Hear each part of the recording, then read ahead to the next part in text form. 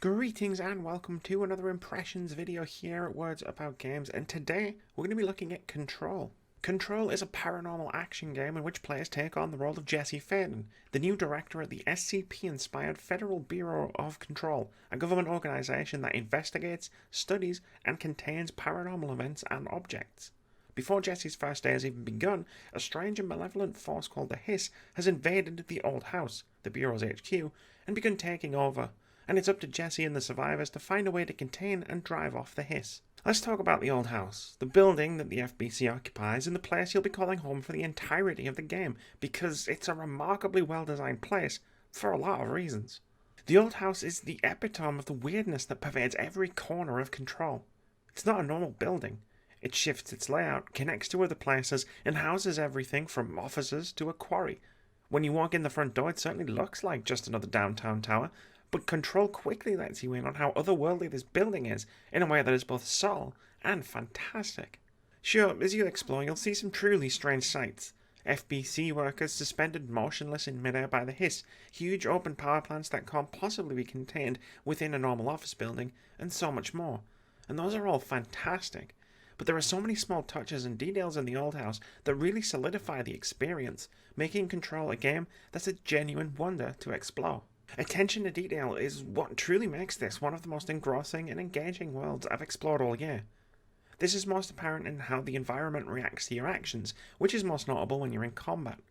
Items on desks explode and react individually to gunfire. Explosions will cause realistic damage to the scenery around you. Something as simple as shooting through a window will cause the window to shatter realistically and the blinds behind to react independently. For a game about supernatural forces and possessed jukeboxes, Control is a game that aims for realism, and it generally hits the mark. This realism comes at a cost, however, at least at launch.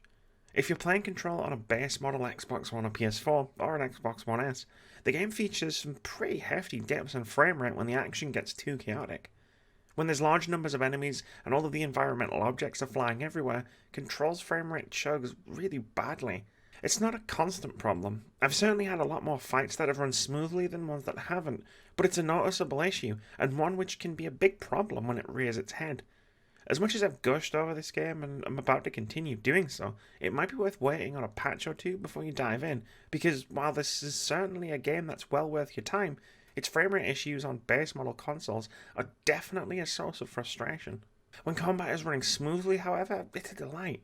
As the director, Jesse is armed with the service weapon, a Swiss Army knife-like gun that can be upgraded with different forms that resemble a shotgun, a machine gun, and more.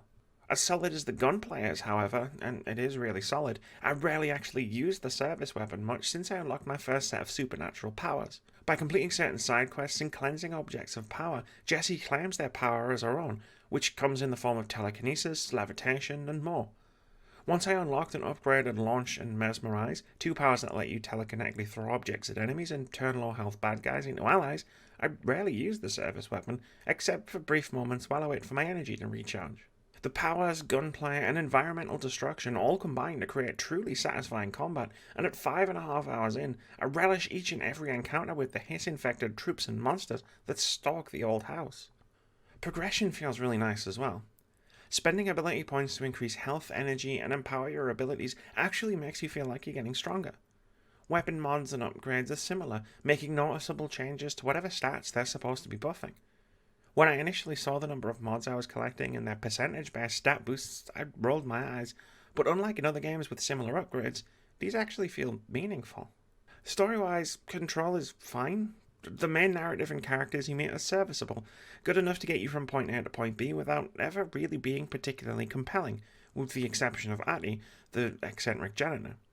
Instead, I find myself fascinated by the world itself.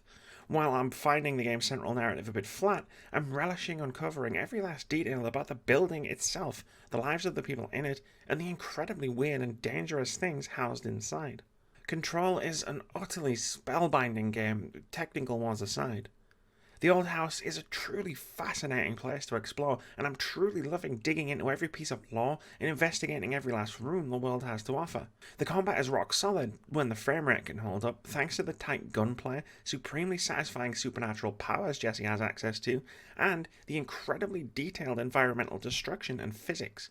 This is an easy recommendation despite the occasional frame rate drop, though if that sort of thing bothers you a lot, then it might be worth holding off playing for a little while.